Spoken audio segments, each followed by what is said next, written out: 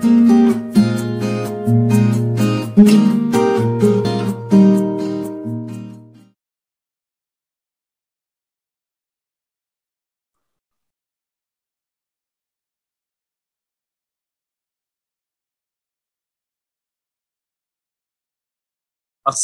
আলাইকুম ওয়া রাহমাতুল্লাহ। সুপ্রিয় শিক্ষার্থীরা, আশা করি সবাই ভালো আছো। খুব শীঘ্রই তোমাদের সাথে স্কুলে অফলাইনে সরাসরি দেখা হবে ইনশাল্লাহ। তো আজকের অনলাইন লাইভ ক্লাসে সবাইকে স্বাগত জানিয়ে শুরু করছি। আমরা আজকে পরিসংখ্যানের উপরে নৈর্ব্যক্তিক সলভ করব। যে শীট দিয়েছি সেই শীটটা সলভ করব পরিসংখ্যানের উপরে। তো শীটটা হয়তো অনেকে পেয়েছো, অনেকে পাওনি। স্কুল থেকে সংগ্রহ করতে পারবে অথবা ইকিআরে পেয়ে যাবে। স্যার এক্সাম তো হবে না 18 তারিখে। এক্সাম হবে কি হবে না এটা পরবর্তীতে জানিয়ে দিবে। আপাতত বন্ধ রাখতে বলছে, পরে জানাবে। ঠিক আছে, হবে এক্সাম। আচ্ছা স্কুলে হয়তো হবে না, বাসাতে। তোমাদের প্রতিদিন স্কুল হবে না, তো যখন স্কুল হবে না সেই দিনগুলোতে বাসাতে হতে পারে। আমি জানি না, সঠিক সিদ্ধান্ত জানা যাবে। তো আমি এখন তোমাদের সামনে স্ক্রিন শেয়ার করতেছি। সবাই দেখতে পাচ্ছ যে একটা শীট দেখা যাচ্ছে, সেটা হচ্ছে অনুশীলনী 17 পরিসংখ্যানের উপরে। তো এইখানে যে প্রশ্নগুলো আছে সেগুলো আমরা একটু করে খেয়াল করি। উত্তর দেওয়াই আছে, অতএব শুধু উত্তর পাওয়াটা আমাদের উদ্দেশ্য না, বরং উদ্দেশ্য হচ্ছে যে এটা শিখে ফেলা, কিভাবে হচ্ছে ব্যাখ্যা করে বোঝা। তো পরিসংখ্যানের মধ্যে অনেক বিষয় আছে যেগুলো শুধু মুখে মুখে বললেই হবে, ব্যাখ্যা করার দরকার হবে না। তো সর্বপ্রথম 1 নাম্বার প্রশ্ন, এখানে বলা আছে যে জনসংখ্যামূলক উপাত্ত কোন ধরনের চলক। উত্তর কিন্তু দেওয়া আছে বিচ্ছিন্ন চলক। তো শুধু উত্তর বের করা উদ্দেশ্য না, বরং এখানে ব্যাখ্যা করে বুঝতে হবে। তো বিচ্ছিন্ন অবিচ্ছিন্ন যদি না জানি আমরা, তাহলে তো বের করতে পারবো না যে কে বিচ্ছিন্ন আর কে অবিচ্ছিন্ন। তো প্রীতম, তুমি বলো বিচ্ছিন্ন এবং অবিচ্ছিন্ন বলতে কি বুঝো, তারপরে এই অঙ্কটা ব্যাখ্যা করে বলো যেখানে কেন উত্তরটা বিচ্ছিন্ন হলো।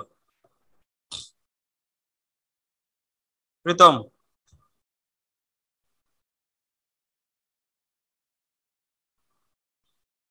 আচ্ছা, মৌ বলো। স্যার, যে চলকের মান শুধুমাত্র পূর্ণ সংখ্যা হয় তাকে আমরা বিচ্ছিন্ন চলক বলি। যেহেতু জনসংখ্যাকে আমরা অর্ধেক করতে পারবো না, বা দেড় বা এরকম কিছু, আড়াই, এরকম কোনো কিছু সংখ্যা জনসংখ্যা হতে পারে না, তাই শুধুমাত্র পূর্ণ সংখ্যা হতে পারে, তাই জনসংখ্যাকে আমরা বিচ্ছিন্ন চলক বলি। বাহ, গুড, সুন্দর। এরকমই তো পারতে হবে। কি ব্যাপার প্রীতম, তুমি পারলে না কেন?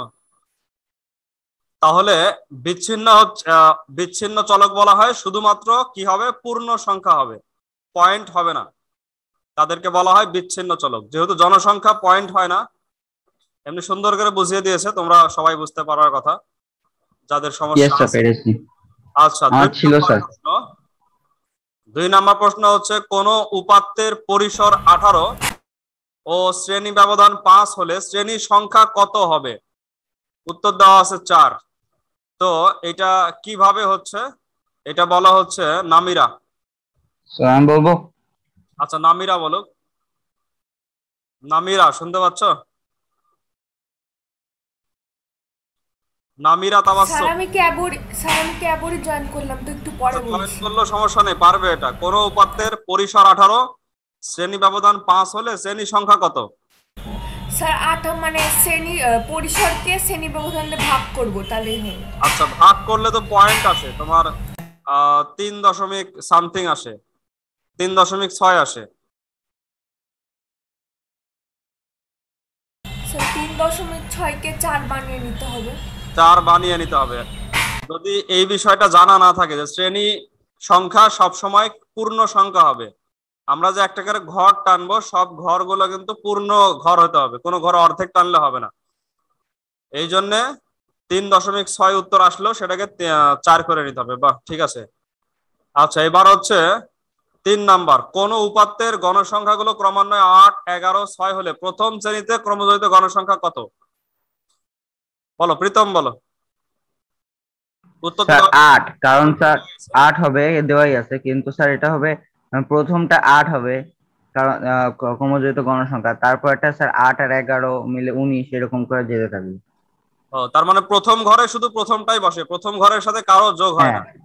দ্বিতীয় Yes, ঘরে sir. গিয়ে প্রথমটার সাথে যোগ হবে 8 আর 11 হবে 19। তৃতীয় ঘরে গিয়ে আবার 8, 11, 16 মিলে হবে 25। ঠিক আছে, Yes, sir. এখানে কিন্তু সব অ্যান্সারই আছে, 8, 19, 25। আচ্ছা, 4 নাম্বার প্রশ্ন, কোন অবিন্যস্ত উপাত্ত হতে কোন সিদ্ধান্তে উপনীত হতে হলে প্রথমে কি করতে হবে?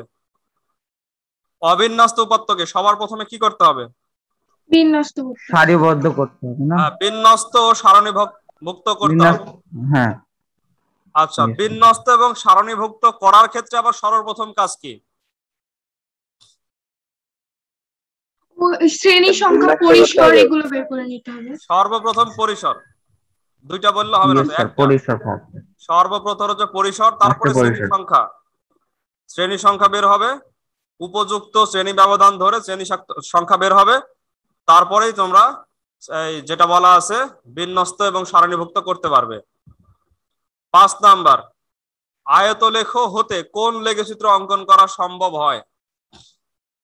উত্তর দেওয়াই আছে, গণসংখ্যা বহুভুজ। এটা কেন সম্ভব হয়? মারিয়া বলো। আয়তলেখ হতে গণসংখ্যা বহুভুজ কি কারণে অঙ্কন করা যায়? মারিয়া মুবাশশিরা বলো।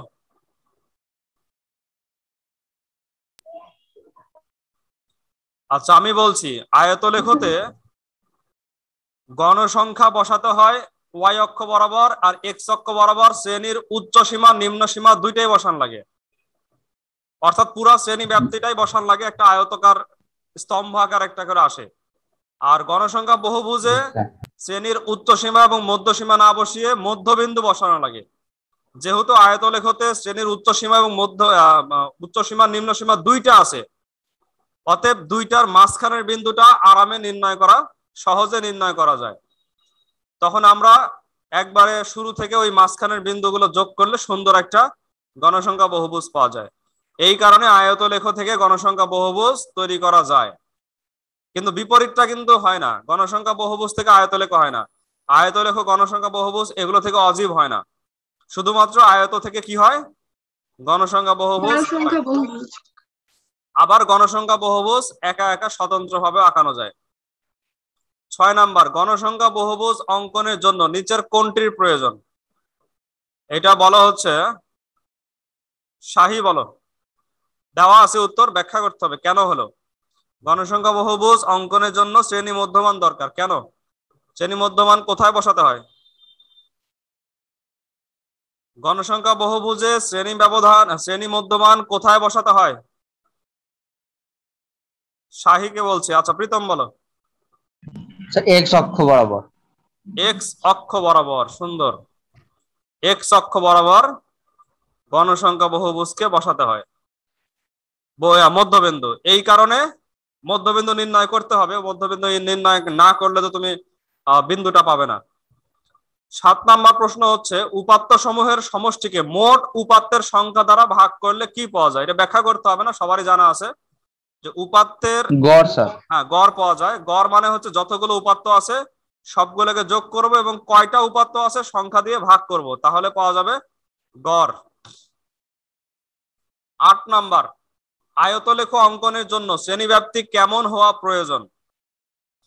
অবিচ্ছিন্ন। অবিচ্ছিন্ন মানে কি? এটা কিন্তু আলোচনা, বিচ্ছিন্ন সম্পর্কে আলোচনা হয়েছে, অবিচ্ছিন্ন সম্পর্কে কিন্তু আলোচনা হয়নি। তাহলে অবিচ্ছিন্ন কাকে বলা হয়? নামিরা বলো।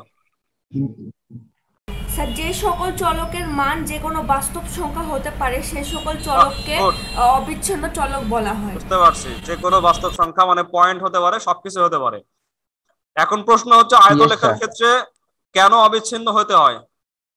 যদি পূর্বের শ্রেণীর উচ্চ সীমার সাথে পরবর্তী শ্রেণীর নিম্ন সীমার মিল না থাকে, অর্থাৎ যেখানে গিয়ে শেষ হলো ওখান থেকে যদি শুরু না হয়, তাহলে ফাঁকা আয়তলেখ থেকে যাবে ঘর। আঁকালে মাঝখানে কি থাকবে? একটা করে ঘর ফাঁকা থেকে ফাঁকা যাবে, থাকবে।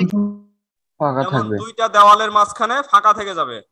কিন্তু ফাঁকা থাকলে আয়তলেখ হবে না। আয়তলেখ হতে গেলে কি করতে হবে? একবার সব অ্যাডজাস্ট হতে হবে। একসাথে। এই জন্য আয়তলেখ অঙ্কনের ক্ষেত্রে শ্রেণীব্যাপ্তি অবিচ্ছিন্ন হইতেই হবে, এটা বাধ্যতামূলক। অন্যান্য ক্ষেত্রে অবিচ্ছিন্ন করাটা হচ্ছে ঐচ্ছিক। ঐচ্ছিক মানে তোমার ইচ্ছা, তুমি ইচ্ছা করলে অবিচ্ছিন্ন করতে পারো, ইচ্ছা করলে নাও করতে পারো। বহুভুজের ক্ষেত্রে অবিচ্ছিন্ন করতেও পারো, নাও করতে পারো। অজীবের ক্ষেত্রে করতেও পারো, নাও করতে পারো। কিন্তু আয়তলেখের ক্ষেত্রে বাধ্যতামূলক, মানে এখানে মানে ইচ্ছা নাই, এখানে করতেই হবে। না করলে কিন্তু তুমি যতই সুন্দর করে রাখো তোমার নাম্বার কাটা। 9 নাম্বার, গণসংখ্যা সারণী তৈরি করতে কি কি প্রয়োজন হয়? গণসংখ্যা সারণী, আচ্ছা আমরা একটা কাজ করতে পারি, প্রশ্নের উত্তরটা এবার ঢেকে রাখতে পারি। আচ্ছা, গণসংখ্যা সারণী তৈরি করতে কি কি প্রয়োজন হয়? একটা গণসংখ্যা সারণী আমরা যখন তৈরি করব তখন কি কি লাগবে? পরিসর করতে হবে। তিনটাই লাগবে। ফার্স্ট একটা, হ্যাঁ তিনটাই করা লাগবে। শ্রেণী ব্যবধান ও শ্রেণী সংখ্যা নির্ধারণ করতে হবে, উপাত্ত সমূহকে সারণীভুক্ত করতে হবে। হ্যাঁ, সবগুলো ঠিক আছে, তিনটাই লাগবে। 10 নাম্বার, ক্রমযোজিত গণসংখ্যা সারণী কোথায় কোথায় প্রয়োজন হয়? এখানে যেটা যেটা বর্ণিত আছে তার মধ্যে কোনটা কোনটা সঠিক? ক্রমযোজিত গণসংখ্যা সারণী ব্যতীত গড় নির্ণয় করা সম্ভব নয়, কথাটা কি ঠিক? মধ্যমার অজীব, মধ্যমা এবং অজীবের হবে, গড়ের মধ্যে লাগবেই না, গড়ে কোনো প্রয়োজনই নাই। তাহলে 2 আর 3। 11 নাম্বার, আয়তলেখ ব্যতীত গণসংখ্যা বহুভুজ অঙ্কনের জন্য নিচের কোনটি নির্ণয় করতে হবে? যদি আমরা শ্রেণীর মধ্যমান নির্ণয় করতে হবে এবং শ্রেণী মধ্যমানটাই বসাতে হবে এক্স অক্ষ বরাবর। যদি আয়তলেখ সারা তৈরি করে, আয়তলেখ হলে তো ওই যে দুইটা বিন্দুর মাঝখানে দেখাই যায়, ওখানে গোল করে দিলে হয়ে যাবে। 12 নাম্বার, 8 জন ছাত্র প্রত্যেকে একটি নিরপেক্ষ ছক্কা নিক্ষেপ করলো যার ফলাফল নিম্নরূপ। 8 জন ছাত্র, একজন নিক্ষেপ করেছে 3 পাওয়া গেছে, একজন 6, একজন 5, একজন 6, একজন 5, 6, 3, 6। ফলাফলগুলোর গড় কত? গড় নির্ণয় করার নিয়ম কি? সবগুলো যোগ করে 8 জন যেহেতু আছে 8টা দিয়ে ভাগ, তাহলে 3 আর 6 9, আর 5 14, আর 6 20, আর 5 25, আর 6 25, আর 6 31, আর 3 34, আর 6 40। 40 কে 8 দিয়ে ভাগ করলে 5 আসতে 40, তাহলে সরাসরি উত্তর পাওয়া গেল 5। 13 নাম্বারটা একটু খেয়াল করো, উত্তরটা আমি ঢাকা যাচ্ছে না, চলে আসছে। আচ্ছা, এক্স চলকের ক্ষেত্রে u i equal to xi minus a divide by h ধরা হলে x এর মান কত হবে? যেখানে a হচ্ছে 50, h 6, u হচ্ছে 3, u মানে ইউআই 3। আচ্ছা, একটা প্রথম প্রশ্ন হচ্ছে ইউআইটা কি জিনিস? ধাপ বিচ্যুতি। তো ধাপ বিচ্যুতি যদি 3 হয় তাহলে x এর মানটা কত ছিল? মানে ওই শ্রেণীর মধ্যমানটা কত ছিল? x মানে হচ্ছে ওই শ্রেণীর মধ্যমান, ওই শ্রেণীর মধ্যমান কত ছিল? তো এখানে বসায় দাও, 3 বসাও, এদিকে 6, 3 6 18, 18 আর 50 যোগ করলে, এর মান যেহেতু 50 দেওয়া আছে, 18 আর 50 যোগ করলে কত হয়? 68 স্যার। বুঝতে পারতেছো কিনা? কোনোটাই কোনো সমস্যা আছে? সবগুলো তো সহজ। আচ্ছা, কেন্দ্রীয় প্রবণতার পরিমাপ কয়টি ও কি কি? এখানে কিন্তু সবগুলোই দেওয়া আছে। কেন্দ্রীয় প্রবণতা কাকে বলে মনে আছে? বলতে পারবে কেউ? কেন্দ্রীয় প্রবণতা কি? আচ্ছা, নামিরা বলো। নামিরা বলো।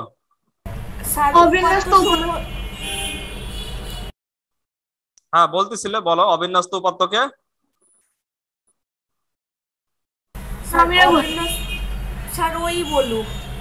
আচ্ছা বলো, কে বলবে? আরেকজন। অবিন্যস্ত উপাত্ত সমূহকে মানের ক্রমানুসারে সাজালে উপাত্ত সমূহ মাঝামাঝি কোনো মানের কাছাকাছি পুঞ্জীভূত হয়। আবার উপাত্ত সমূহ গণসংখ্যা নিবেশন সারণীতে উপস্থাপন করা হলে কোনো একটি শ্রেণীতে গণসংখ্যার প্রাচুর্য দেখা যায়। উপাত্তসমূহের কেন্দ্রীয় মানের দিকে পঞ্জীভূত হওয়ার এই প্রবণতাকে কেন্দ্রীয় প্রবণতা বলে। বাহ, সুন্দর, একবারে হুবহু বইতে যা আছে। ওই যে সম্ভবত এটা 12 নাম্বার অথবা 13 নাম্বার 13 নাম্বার সৃজনশীলের ক নাম্বার প্রশ্নের উত্তরে যা আছে তুমি সেভাবে বলছো, ধন্যবাদ এই জন্য। এটাই হচ্ছে সুন্দর একটা সংজ্ঞা। আচ্ছা, 15 নাম্বার, তাহলে কেন্দ্রীয় প্রবণতা তো বুঝতে পারতেছি, কেন্দ্রের দিকে প্রবণিত হওয়া, ওই পুঞ্জীবিত হওয়ার প্রবণতা। তিনটা মান, তিনটায় দেওয়া আছে, গড়, মধ্যক, প্রচুরক। 15 নাম্বার, কোন চলকের মানগুলিকে উহাদের মানের ক্রমানুসারে সাজানো হলে তখন যে সংখ্যাটি ঠিক মাঝখানে থাকে তাকে বলা হয় মধ্যক। একবারে মাঝে যে থাকবে সে মধ্যক। 16 নাম্বার, 16, 17, 9 এরকম অনেকগুলো সংখ্যা আছে, সংখ্যাগুলির মধ্যক কত? তো এখন যে অবস্থায় আছে এই অবস্থায় কি মধ্যক নির্ণয় করা যাবে নাকি? না, বিন্যস্ত করে নিতে নো হবে। স্যার, আগে বিন্যস্ত করতে হবে। বিন্যস্ত তো বিভিন্ন রকম আছে, এটা আমরা মানের ক্রমানুসারে বিন্যস্ত করব। জি স্যার। বড় থেকে ছোট। আমরা এখানে কয়টা আছে? 1 2 3 4 5 6 7 8 9 10 11টা আছে, তাহলে মাঝখানের 6 নাম্বারটা হবে, 6 নাম্বারটা মধ্যক হবে। সেক্ষেত্রে আমরা সবচেয়ে নিম্ন থেকে গুণে যাই। -5 হচ্ছে 1 নাম্বার, -5 না, -20 হচ্ছে 1 নাম্বার, সবচাইতে নিম্নে থাকবে -20। তারপরে -7 2 নাম্বার, -5 3 নাম্বার, তারপরে প্লাসের দিকে আসলে হচ্ছে 8 4 নাম্বার, 9 5 নাম্বার, 6 নাম্বার হচ্ছে কত? 12। তো এটা যদি খাতাতে একবার সুন্দর করে সাজিয়ে দাও তাড়াতাড়ি হবে। আমি যেভাবে বের করলাম এইভাবে যদি কেউ অভ্যস্ত হয় এইভাবে বের করলেও হবে, সমস্যা নেই, সাজানোরই দরকার হবে না। মোট কয়টা আছে? যে ফার্স্টে করলেন, হ্যাঁ যে ফার্স্টে করলেন, বাপরে। কেন? একটু খেয়াল করলে তুমিও পারবে ফার্স্ট। সবকিছুর আসলে পারবো, অভ্যাস করতে হবে, পেরে যাবে ইনশাআল্লাহ। ট্রাই করা লাগবে। হ্যাঁ, ট্রাই করতে হবে। যে জিনিসের মানুষ বেশি অভ্যাস করে সেই জিনিসটা তার কাছে সহজ হয়ে যায়। আমি বেশি এগুলো পড়াচ্ছি তো অনেকদিন থেকে, এই জন্য আমার কাছে সহজ হয় তাড়াতাড়ি। 17 নাম্বার, উপাত্তের চলকের সংখ্যা n যদি জোড় হয় তাহলে মধ্যক কয়টা পাওয়া যায়? দুইটা পাওয়া যায়। দুইটা মধ্যক পাওয়া যায়। মধ্যক তো একটাই পাওয়া যায় না, মধ্যক দুইটা পাওয়া যায়, সেই দুইটার গড় করে মূল মধ্যকটা নির্ণয় করা যায়। তাহলে মধ্যক তো একটাই হলো না? হ্যাঁ, মধ্যক আসলে একটাই হলো, কিন্তু পাওয়া যাচ্ছে দুইটা। মধ্যক কয়টি পাওয়া যায় বলতে? পদ তো দুইটা পাওয়া যায়, কারণ স্যার একটা মধ্যক এরকম তো থাকে একটাই 14তম, পাওয়া যায়। একটা থাকে আসলে 14তম পদ, এত আর আচ্ছা, আমি বলি, 16তম পদ। আমরা যদি বলতে চাই যে ওই সংখ্যাগুলোর মধ্যেই মধ্যক হতে হবে তাহলে মধ্যক দুইটা পাওয়া যায়, কিন্তু আমরা যে ওই দুইটাকে গড় করে যেই মধ্যকটা নিয়ে আসি সেটা কিন্তু ওই সংখ্যার মধ্যে আর থাকে না। ধরো পাওয়া গেল হচ্ছে 12 আর 13, দুইটা পাওয়া গেল, 12 আর 13 কিন্তু সংখ্যার মধ্যে আছে, কিন্তু আমরা যখন বলবো 12-13 গড় হচ্ছে 12.5, 12.5 ওই সংখ্যার মধ্যে নাই। এই জন্য যেই মধ্যকটা আমরা নির্ণয় করলাম ওটা নির্ণেয় মধ্যক, মানে ওটা হচ্ছে একবারে ফাইনালি মধ্যক, কিন্তু প্রকৃতপক্ষে মধ্যক পাওয়া গেছে দুইটা। তা আমরা দুইটা না রেখে সেই দুইটারও মাঝে আসার চেষ্টা করেছি। ঠিক আছে, অনেক ক্ষেত্রে কিন্তু মধ্যক দুইটাই উত্তর আসতে পারে। 18 নম্বর, 10টি আমের ঝুড়ি থেকে যে পচা আম বের হলো তার সংখ্যা হচ্ছে এতগুলো দেওয়া আছে। এখানে প্রচুরক বের করতে হবে। প্রচুরক মানে কি? সবচাইতে যে সংখ্যাটা বেশি আছে, সবচাইতে বেশি দেখা যাচ্ছে 7 3 বার আছে। 7 কেউ 7 স্যার। আচ্ছা, মনে রাখো প্রচুরক কিন্তু 1 জন থেকে 2 জন পর্যন্ত হতে পারে। প্রচুরক সর্বোচ্চ কয়জন হতে পারে? 2 জন। 2 জন। 2 জনের বেশি হলে আর প্রচুরক নাই। ধরো তিনটা করে অনেক 3 জন আছে, 7 আছে, 5 আছে, 4 আছে, তাহলে কি প্রচুরক আছে? না স্যার। প্রচুরক নাই। কিন্তু 5 ও 3 বার আছে, 7 ও 3 বার আছে, তাহলে প্রচুরক কয়টা? 2টা। 5 ও 2টা। হ্যাঁ, 5 আর 7। তাহলে প্রচুরক সর্বোচ্চ 2টা হতে পারে। এরপরে 19 থেকে 21, 40টি দোকানের দৈনিক বিভিন্ন হিসেব দেওয়া আছে। এখানে 300 থেকে 309 এভাবে শ্রেণী ব্যাপ্তি দেওয়া আছে 10-10 করে। তো 19 নাম্বার হচ্ছে কোন শ্রেণী ব্যাপ্তিকে মধ্যক আছে? দেওয়া আছে 320 থেকে মধ্যে যেটা 330, কিন্তু বলতে কিভাবে বের করবে? মধ্যকের শ্রেণী বের করে কিভাবে? কে পারবে? প্রথমে ক্রমযোজিত গণসংখ্যা বের করে নিতে হবে, তারপরে ক্রমযোজিত গণসংখ্যা বের করতে তো সময় লাগবে। এখন এমনি বলো তো তুমি মুখে মুখে। স্যার উপাত্তগুলোর সংখ্যা বিজোড়, তাই মধ্যে যেটা থাকবে স্যার এখানে ওটাই। এখানে জোর বিজোড়ের সংখ্যা কাজে লাগবে না। শ্রেণী শ্রেণীতে বিন্যস্তর ক্ষেত্রে জোর বিজোড়ের কোনো দরকার নাই। আচ্ছা, এখানে উপাত্ত আছে 40টা। 40টা দোকান তো বলে দিয়েছে, তাহলে কয়টা উপাত্ত আছে? 40টা উপাত্ত আছে। 40কে 2 দিয়ে ভাগ করলে কত পাওয়া যায়? 20। 20। এখন তুমি গুণে যাও, 5 আর 12 17, 17 আর 7 24। সরি, 24 এই লাইনে স্যার। তাহলে কিন্তু 320 বোঝাই যাচ্ছে থেকে যে এখানে আছে 24, মানে যে 7-এর এখানে 24 হয়েছিল। তো তুমি যদি ক্রমজয়িত বের করতে যাও নৈবেত্তিকের ক্ষেত্রে সময় কিন্তু লাগবে, ওই সময় তো দেওয়ার দরকার নাই। তুমি আমার মতো করে চেষ্টা করলে কিন্তু সব কিছু এমনিতেই পারবে, মুখে মুখেই পারবে। স্যার আপনি কিভাবে বের করলেন? আমি কিভাবে বের করলাম? এখানে আছে 40 তো দেওয়াই আছে 40টা, তো 40-এর অর্ধেক করলাম, কত হয়? 20। এরপর আমি যোগ করলাম 5 আর 12 17, 17 তো 20 নাই, 17 আর সাথে 24, 24-এর মধ্যে 20 আছে, বুঝতে পারছো? স্যার আমার না একটা কনফিউশন ছিল, বলো কি হচ্ছে ক্রমযোজিত গণসংখ্যার ক্ষেত্রে ওই তো আমরা বের করলাম 5 আর 17, তাহলে এখানে 18 কোন কোন ঘরে থাকবে? এই 18-17 17-এর ঘরে ভিতরে থাকবে না, পরের ঘরে থাকবে। 17-এর পর মানে থেকে সবাই থাকবে পরের ঘরে, 24-এর ঘরে। 6 থেকে 17 পর্যন্ত দ্বিতীয় ঘরে আছে। হ্যাঁ, 6 থেকে 17 পর্যন্ত দ্বিতীয় ঘরে, 18 থেকে একবারে 24 পর্যন্ত তৃতীয় ঘরে। ও, এটা অনেকটা, আমি মনে করছি 17 থেকে শুরু। হ্যাঁ অনেকটা হচ্ছে 40 জনকে বিভিন্ন ঘরে ভাগ করে দেওয়ার মতো। আচ্ছা, 21 নাম্বার, প্রচুরক কত হবে তাহলে? প্রচুর 20 নাম্বার তো হয়নি, প্রচুরক যে করতে হবে। প্রচুরক কারণ এটা সবচেয়ে বেশি শ্রমিকের সংখ্যা আছে, সেটা বেশি আছে, যে এটাতে পরেরটাতে আছে, তাই না? এটা হচ্ছে প্রচুরক শ্রেণী, 14 সবচেয়ে বড়। আর প্রচুরক কত? এক্ষেত্রে সূত্র ব্যবহার করতে হবে। সূত্র হচ্ছে এল প্লাস, আমি একবার এল এর মান বসালাম, plus f1 by divided by f1 plus f2 into 330 যোগ f1। f1 হচ্ছে আমাদের 14 থেকে 7 বাদ দিলে 7 হয়, এই দুইটার বিয়োগফল। আর f2 হচ্ছে 12, তাহলে 7 আর 12-তে 19 ডিভাইড বাই 19 গুণ, এখানে শ্রেণী ব্যাপ্তি আছে 10। একটু ক্যালকুলেটর কেউ একজন ব্যবহার করো, দেখো চলে আসবে উত্তর। আচ্ছা, আমিও ক্যালকুলেটর বের করি। 333.68। উত্তর চলে আসছে, তাহলে দরকার নেই আমার ক্যালকুলেটরের। 333.68 উত্তর সরাসরি আছে, হয়ে গেল প্রচুরক। 22 নাম্বার, নিচের কোনটি বিচ্ছিন্ন চলক? আবার সেই বিচ্ছিন্ন অবিচ্ছিন্নর বিষয়টা আসছে।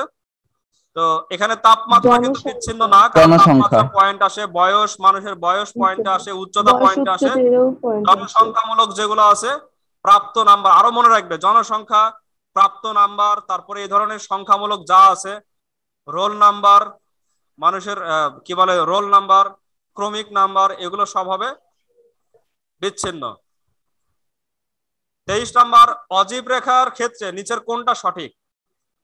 ঊর্ধ্বগামী হয়।